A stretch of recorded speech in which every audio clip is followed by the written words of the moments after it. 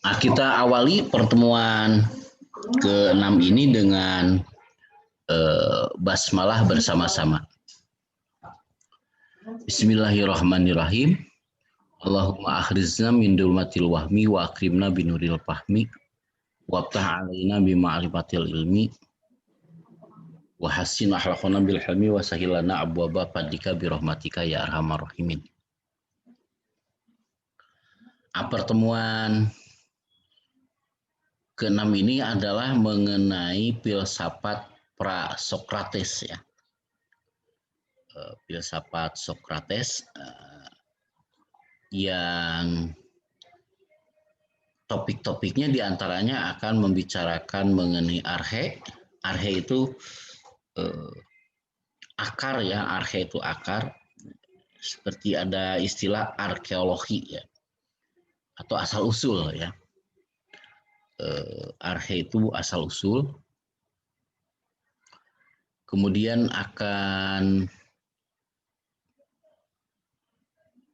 menyinggung juga tentang metafisika itu ya, metafisika, epistemologi, aksiologi ya, serta sejarah munculnya filsafat alam.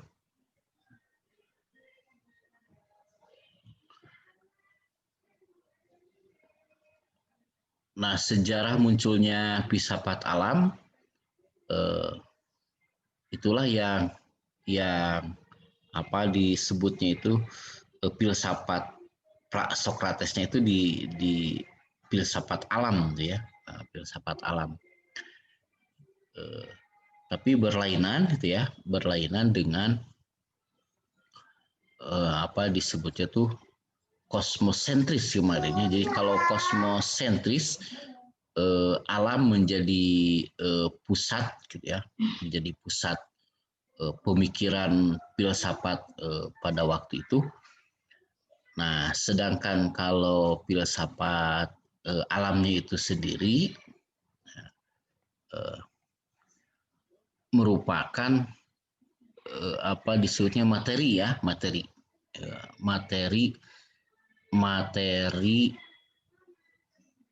objek ya, objek materi, artinya sasaran tentang isi pembahasan dari filsafat.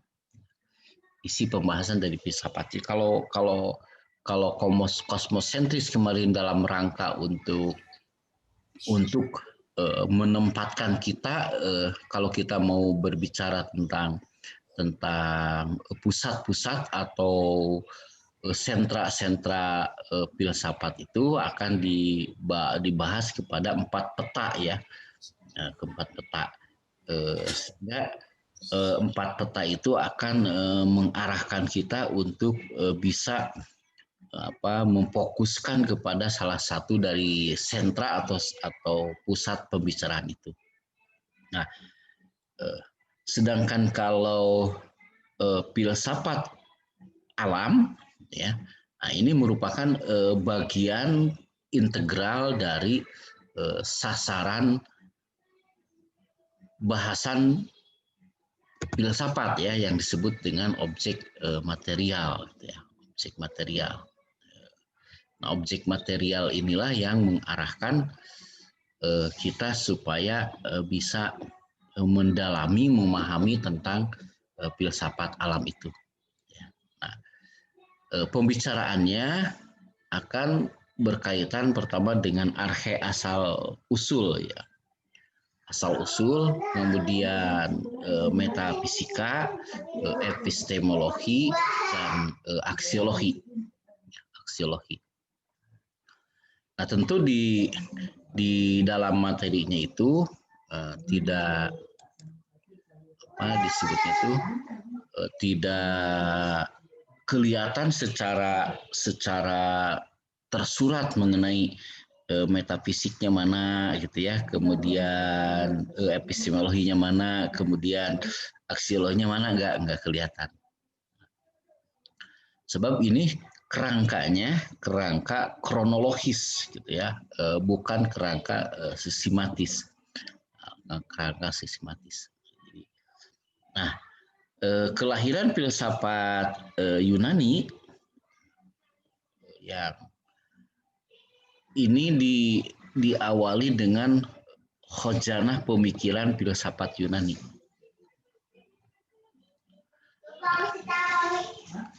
Nah, khojanah pemikiran filsafat Yunani itu ya tidak lepas dari kebudayaan dan peradaban Yunani ya.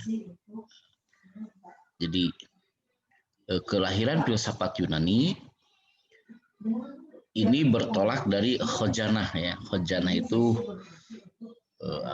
lemari ya, susunan penempatan ilmu ya, penempatan pemikiran. Khojanah atau gudang ya, disebut gudang. Nah, jadi gudang pemikiran filsafat Yunani ini tidak terlepas dari kebudayaan dan peradaban Yunani itu sendiri.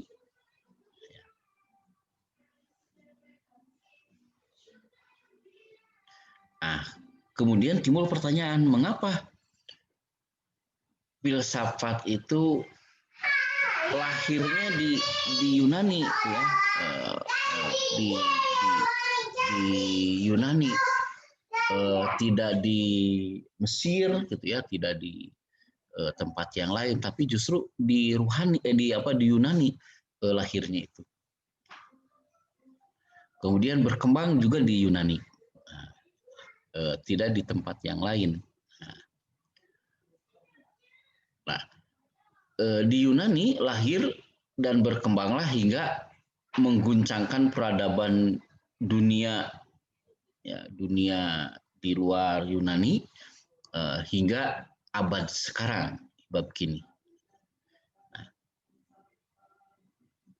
Nah, sebabnya di Yunani lahir filsafat ini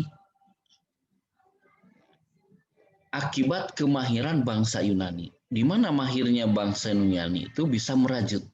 Merajut itu menenun ya, menyusun. Bisa menyusun, bisa merunut, bisa menyempurnakan peradaban-peradaban besar pada waktu itu, seperti Mesir dan Mesopotamia. Jadi mereka bisa merajut, bisa menyusun.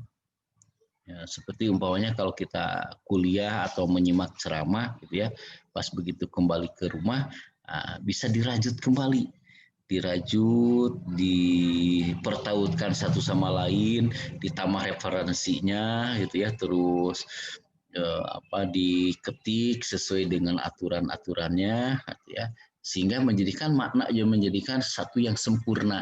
Nah, itu kemampuan seperti itulah mengakibatkan filsafat kenapa munculnya di Yunani. Sebangsa Yunani bisa merajut, ya, bisa menenun, bisa menyusun, bisa menyempurnakan peradaban-peradaban besar pada waktu itu seperti Mesir dan Mesopotamia. Nah, dengan hasil rajutan itu, dengan hasil penyusunan itu dan penyempurnaannya, mereka memungkinkan untuk lahir dan tumbuh berkembangnya filsafat sehingga mempengaruhi sampai dunia sekarang. Gitu ya.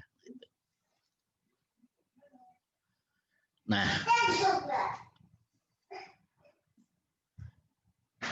ini tesisnya atau merupakan dalil yang dikemukakan oleh ahlinya ya, yaitu yang mengarang tentang histori atau sejarah filsafat Barat ya, itu menyatakan begitu. Nah, tesis ini dalil ini sejalan dengan pandangan Parversen ya. Parversen yang dimana latar belakang masalah kebudayaan manusia itu memiliki ciri perkembangan yang khas. Pertama, mitis ya, mitis. Kalau mitis kan lebih dekat ke legenda, kepada cerita gitu ya, sehingga kita tidak kreatif tapi manja gitu ya, sehingga ini tidak memungkinkan untuk untuk masuk filsafat kalau kita di mistis gitu, di mistis. Seneng ke cerita, meningkat ke ontologis. Nah, ada peradaban ontologis. Nah, peradaban ontologis ini juga tidak apa tidak subur untuk tumbuhnya filsafat. Nah, kemudian fungsional. Nah, kalau fungsional itu adalah jadi peradaban yang menunjukkan kepada pola yang segala gerak, segala tindakan, ya, pemikiran, sikap ini selalu dipertautkan dengan tujuan, ya, tujuan untuk meraih tujuan. Nah, sehingga berfungsional, jadi memungkinkan. Nah, begitu juga kalau kita umpamanya kita berkuliah kemudian berpikir budayanya budaya fungsional, maka akan si perkuliahan ini, pembicaraan ini akan dijadikan ajang untuk meraih tujuan. Tujuannya apa? Nah, tujuannya untuk meningkatkan intelektual kita. Nah, maka dirajutlah gitu ya, disusunlah gitu ya, disempurnakanlah. Sedangkan pembicaraan Pasobar ini merupakan bagian terkecil.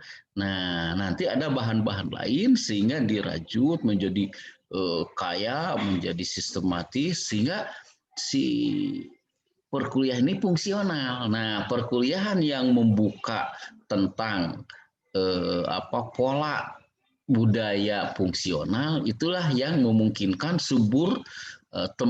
tempat subur untuk tumbuhnya filsafat. Filsafat. Nah, jadi kalau polanya masih ontologis, polanya masih apalagi mistis, nah ini akan tidak memungkinkan untuk tumbuhnya filsafat, gitu ya, tumbuhnya filsafat. Nah, jadi ceritanya begitu, kenapa di Yunani gitu ya.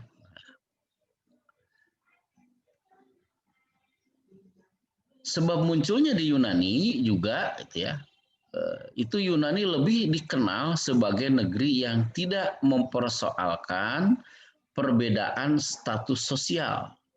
Nah, iklim inilah yang membuat perkembangan pemikirannya begitu pesat. Ya, jadi tidak ada perbedaan status sosial, tidak ada diskriminasi, gitu ya. Nah, ini dengan punya sikap, punya peradaban yang berikutnya, yang berhidupnya di samping fungsional dan tadi disebutnya tuh tumbuh suburnya untuk di Yunani, itu juga si bangsa Yunani ini di samping punya daya merajut, daya menyempurnakan berbagai peradaban yang besar pada waktu itu, juga Yunani ini mempunyai kebiasaan ya tidak adanya perbedaan status sosial. Nah, dengan tidak adanya status sosial ini artinya semua orang diposisikan sama, maka akan tumbuh suburlah filsafat.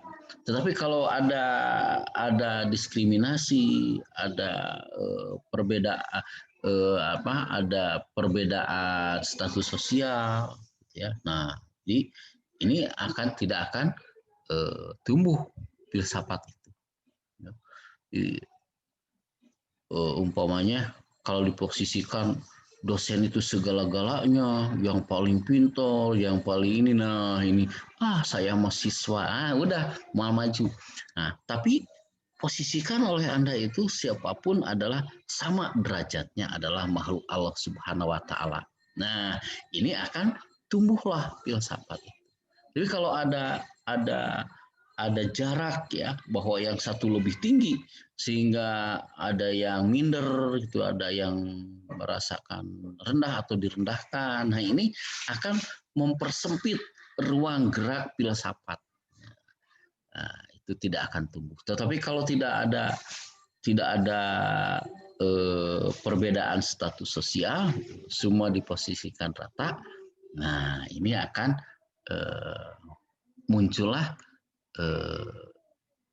dan tumbuhlah filsafat itu. Jadi kalau kita ingin tumbuh di dalam diri kita, di suasana kita, di tempat kita, bukalah, jangan mempunyai perbedaan status sosial. Ya, berkacalah kepada orang Yunani, gitu ya, orang Yunani. Nah, sehingga nanti akan masuk dialog ya. Kalau tidak ada perbedaan status sosial, maka akan terjadi dialog. Nah, apa yang disebut dialog? Yang disebut dialog itu adalah ada satu disebutnya itu kemesraan ya, kemesraan untuk berbicara, kemesraan untuk mengungkapkan berbagai pendapat gitu ya, sehingga terasa saling menyahut dan bertautan gitu ya. Nah, sehingga lawan dialog itu paksaan. Ya. Nah, paksaan. Jadi kalau ada perbedaan status sosial yang lebih tinggi, biasanya mau menekan yang lebih rendah, sehingga memaksakan kehendaknya sendiri supaya orang itu jadi objek. Nah, ya, jadi objek. Kerjakan ini, ambil ini, banyak syarat gitu ya untuk ketemu. Nah, akhirnya jadilah penjajahan. Penjajahan inilah yang menghambat untuk berfilsafat gitu ya, berfilsafat. Sehingga nanti di dalam perkuliahan apapun, kalau itu dialog, maka ada kemungkinan dosen menjadi mahasiswa, mahasiswa jadi dosen gitu.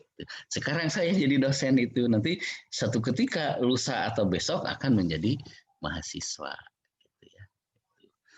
Nah, itu akan tumbuh si filsafat itu. Nah, di Yunani berkembang suatu pendekatan yang sama sekali berlainan dibandingkan dengan masa-masa sebelumnya. Itu masa sebelumnya itu menggantungkan diri pada mitos. Nah, itu tadi pola mitosnya itu, kalau Peirce nyebutnya karena dalam konteks perkembangan peradaban atau kebudayaan maka disebut mistis gitu ya. Mistis hampir kepada prosesnya ya, kata Masdar itu ya, kata benda yang dikerjakan atau kata. Nah, kalau ini kata sifat atau bendanya itu mitos, legenda, kepercayaan dan agama. Nah, jadi sudah terbuka ruang dialog, ya, tidak ada perbedaan status sosial, maka akan terbukalah gitu ya. Apa yang terbuka? Terbuka yaitu punya atau menerima dan melaksanakan pendekatan yang sama sekali berlainan dibanding pada masa-masa sebelumnya di Yunani. Nah, di masa-masa sebelumnya di Yunani itu ya, sebelum tumbuh kembangnya filsafat, yaitu menggantungkan diri pada mitos, kepada legenda, kepada kepercayaan dan kepada agama. Nah, gitu ya. Mitos itu kenapa manusia mati ya, maut. Jadi dulu langit dengan bumi itu dekat. Nah, langit dengan bumi itu dekat. Nah, langit dan bumi yang dekat ini ada bolongnya si langit itu. Bolong. Nah, dari bolongnya itulah jatuhlah batu ke bumi. Nah, batu yang jatuh ke bumi oleh manusia dibiarin, nggak ada respon. Nah, maka berikutnya dari langit yang bolong itu, dari bolongnya itu ada yang jatuh pisang. Nah, pisang diambillah dan dimakanlah pisang itu. Nah, akhirnya manusia mati. Kenapa manusia mati? Sebab tidak mengambil batu, tapi yang diambil adalah pisang. Kita lihat aja pisang. Kalau sudah sudah apa sudah banyak beranak pinak gitu ya. Kalau si pisang sudah beranak pinak, maka dia akan tumpur dan mati. Nah, begitu juga manusia kalau sudah beranak pinak, mati. Nah, jadi kenapa manusia mati? Sebab mengambil pisang, yaitu cau, tidak mengambil batu. Coba kalau dulunya mengambil batu, kita tidak akan mati-mati seperti batu. Nah, tapi karena kita mengambil pisang, maka pisang itu adalah kalau sudah beranak pinak, dia akan tumpur, nah dan akan meninggal. Begitu juga manusia kalau sudah beranak pinak akan tumpur, gitu ya. Nah, itulah mitos.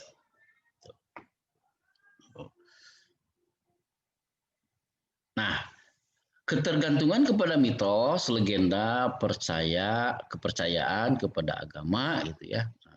Dibuang jauh-jauh. Nah, itu digantilah dengan pendekatan filsafat. Nah, mulailah mencari jawaban secara rasional.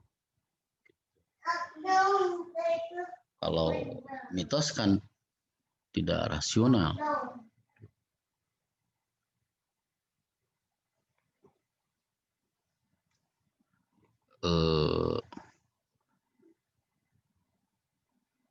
Begitu juga agama ya, begitu juga kepercayaan. Legenda itu adalah tidak rasional tapi irasional. Yang untuk semua, jadi bulan Allah yang selangnya itu semua alamnya warna-warni cantik banget. Oke, abah kuliah dulu ya. Nah, tentang berbagai problem yang dihadapi, termasuk beragam masalah mengenai alam semesta. Ya, jadi menggunakan pendekatan filsafat. Filsafat itu menggunakan jawaban atau mencari jawaban yang rasional. Yang rasional itu adalah bisa masuk akal. Nah, sedangkan mitos, legenda, kepercayaan agama adalah irasional. Ya, irasional. Nah, mulailah berpikir, gitu ya. Mulailah berpikir dengan gaya untuk mencari jawaban yang irasional itu mulailah berpikir dan berdiskusi. Nah, itu kejadian dialognya kelihatan. Berpikir, berdiskusi tentang keadaan alam, tentang keadaan dunia, tentang keadaan lingkungan sekitar, dengan tidak lagi menggantungkan diri pada mitos, pada kepercayaan, kepada legenda, dan kepada agama. Gitu ya. Pada agama. Mulai menggunakan rasio dan akal sehat dalam rangka untuk mencari jawaban atas pertanyaan-pertanyaan kehidupan. Ya. Menggunakan rasio dan akal sehat. Udah terbetik di dalam diri kita, berarti ninggalkan agama, ninggalkan kepercayaan, ninggalkan mitos. Itu pakai akal sehat. Dalam rangka untuk mencapai jawaban atas pertanyaan-pertanyaan kehidupan tadi. Nah, maka mulailah berfungsilah yang itu disebutnya lawan dari logos, sudah diulang-ulang, yaitu lawan dari mitos ada itu logos. Jadi logos itu akal budi, rasio telah menggantikan. Nah, itu ya logos tuh. Ini itu logika dari kata-kata logos. Jadi kalau kita ingin cerdas di dalam berfilsafat atau ada yang lain, kuasailah logika, itu logos itu. Jangan menguasai mitos. Nah, logika itu dari kata-kata logos.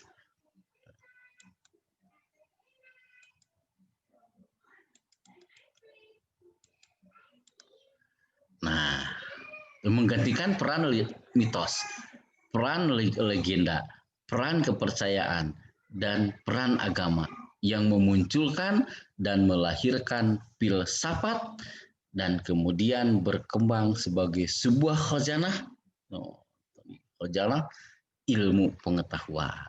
Nah, ya, sampai sekarang, ya, sampai sekarang, ya, kalau kita ingin maju, gunakanlah filsafat. Nyahkan dan buang jauh-jauh mitos, legenda, kepercayaan, agama yang memunculkan dan melahirkan filsafat, kemudian berkembang sebagai sebuah khazanah ilmu pengetahuan. Nah, filosof yang paling berjasa, berjasa dalam melahirkan dan mengembangkan pemikiran filsafat periode awal, adalah Thales. Jadi Thales adalah yang bertanggung jawab, Thales yang paling berjasa di dalam melahirkan dan mengembangkan pemikiran filsafat periode awal. Nah, Thales ini siapa? Thales ini filosof Yunani pertama. Filosof Yunani pertama.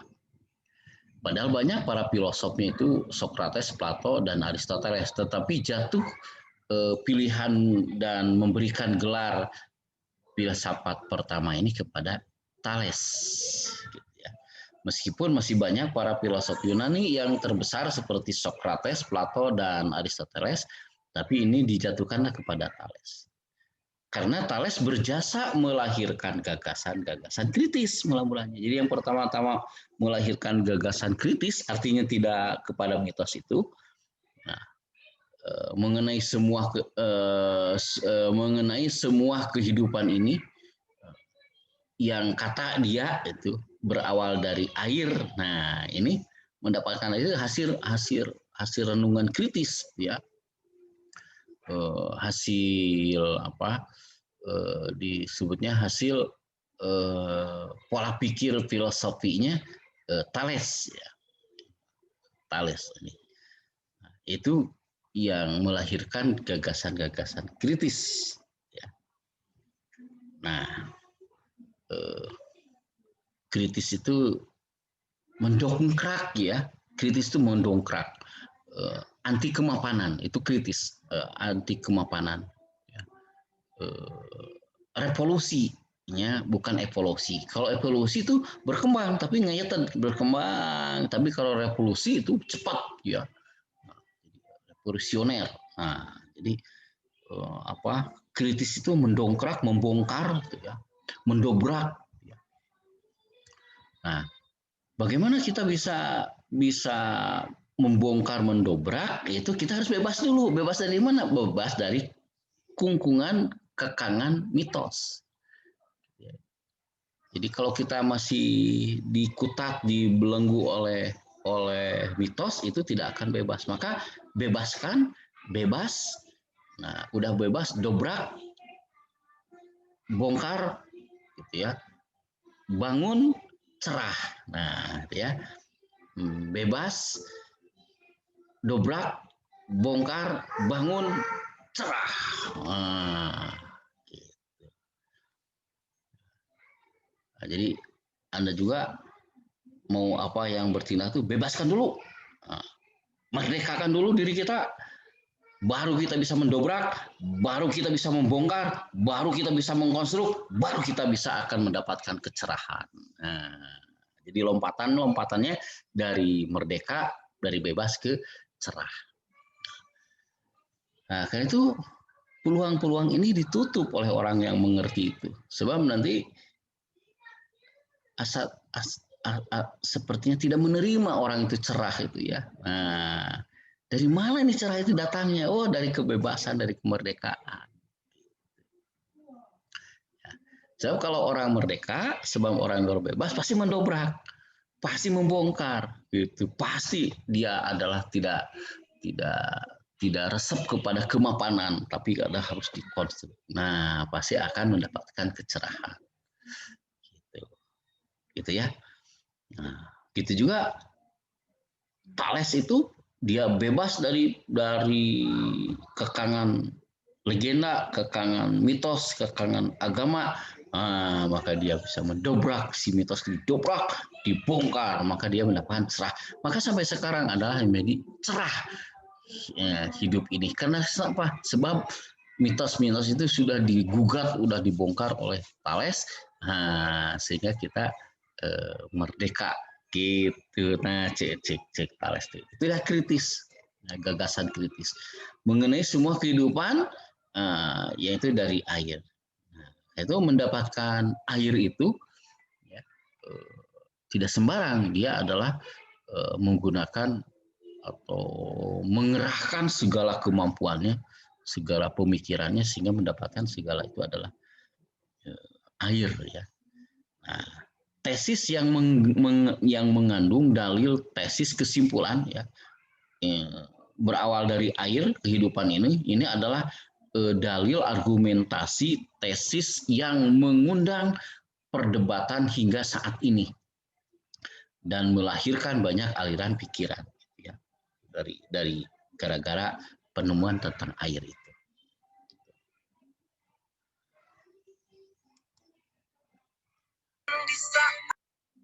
Nah, bukan sekedar pemikir, filosof, tapi juga melahirkan ilmuwan dan pemikir besar dunia. Nah, Berten ini mengemukakan 3 faktor munculnya filsafat di Yunani. Pertama, mitos Yunani, mitos bangsa Yunani. Ya. Jadi semua tempat ada mitosnya, ya. Tapi mitos yang digempur ya, mitos yang yang dibongkar, mitos yang ditinggalkan dan ditanggalkan, itu mitos yang benar-benar membekukan alam pikiran manusia. Nah, tapi mitos Yunani ya tidak semuanya dibekukan, tapi ada mitos-mitos ya, mitos-mitos Yunani yang menjadikan justru perintis, perintis yang mendahului filsafat. Jadi gara-gara ada mitos, nah mitos yang di Yunani ini mitos yang menjadi perintis yang mendahului filsafat.